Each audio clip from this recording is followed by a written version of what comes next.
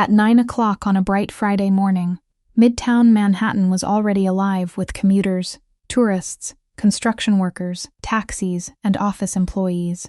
Outside one of the most recognizable buildings in the world, an argument from the past was about to become a public nightmare. Within minutes, one former co-worker would be dead, a gunman would be killed by police, and innocent people caught in the chaos would be wounded. This is the story of the August 24th Empire State Building shootout. Before we carry on with today's episode, please remember to comment, like, share, and subscribe so you don't miss future episodes of the Calendar of Crime. Your support helps us continue bringing you the stories behind the dates. The morning began near 10 West 33rd Street, a building beside the Empire State Building. The area was crowded, but there was nothing to suggest that a workplace grievance was about to spill onto the sidewalk. A man named Jeffrey Johnson arrived carrying a black bag and a handgun. Johnson was 58 years old and had previously worked as a t-shirt designer for Hazan Imports Corporation. Johnson's connection with the company had ended roughly a year earlier. According to the accounts that emerged afterward, the separation had not been peaceful. Johnson believed that former colleagues had treated him unfairly, and his anger had become focused on Steven Ercolino, a 41-year-old account executive connected to the company.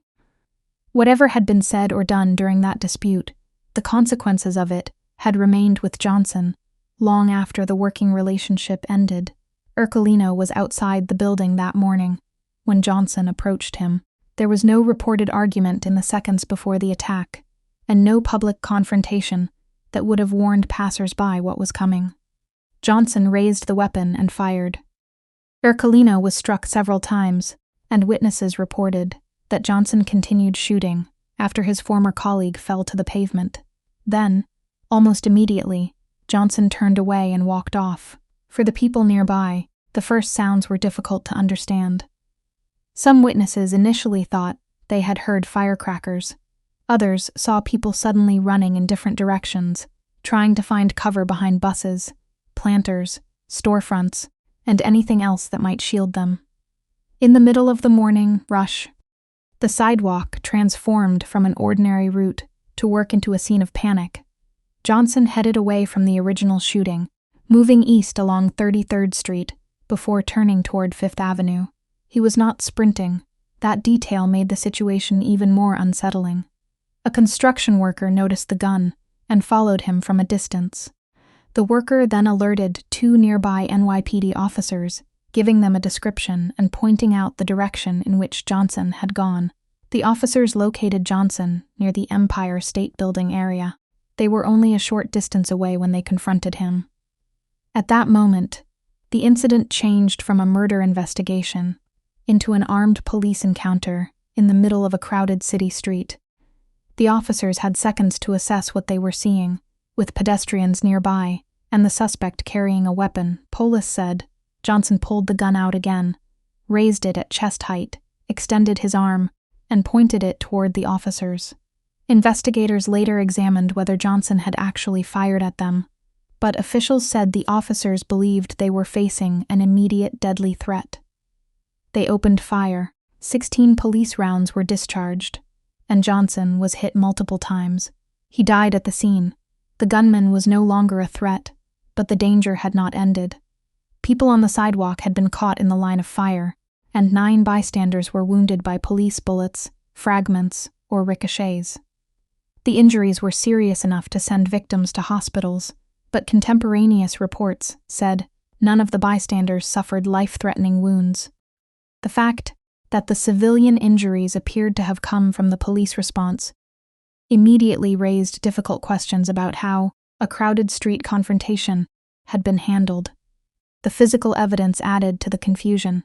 Johnson had been struck by numerous rounds, while several civilians had also been injured in the exchange. Police said Johnson carried a .45 caliber handgun and an additional magazine in his bag. Reports also said the weapon had been legally purchased in Florida in 1991, but had been brought unlawfully into New York City, where firearm regulations were far stricter. As investigators reconstructed the morning, the event became a chain of sharply defined moments. A former employee approaching a former colleague, a sudden workplace killing, a quiet walk away from the scene, a construction worker's warning, a police confrontation, and a burst of gunfire outside a landmark visited by millions. Each moment lasted only seconds, but together they created one of New York's most startling incidents of 2012. The shooting also became a wider debate about police firearms training and the unpredictable reality of gunfights. Supporters of the officers argued that they had confronted a man who had just killed someone and appeared to aim a weapon at them.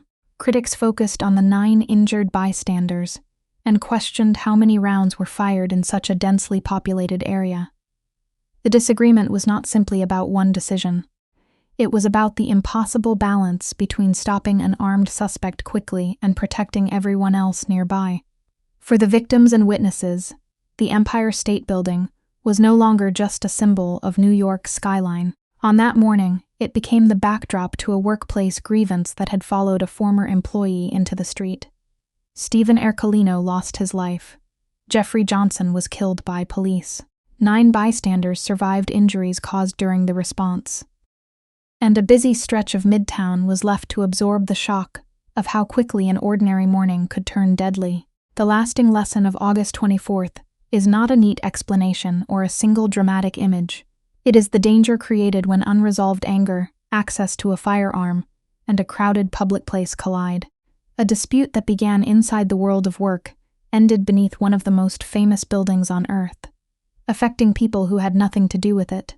The names, the street corners, and the gunshots became part of the city's memory, and a reminder that violence can move from private conflict to public tragedy in an instant. Thanks for watching. Please comment, share, like, and subscribe for future episodes from the Calendar of Crime.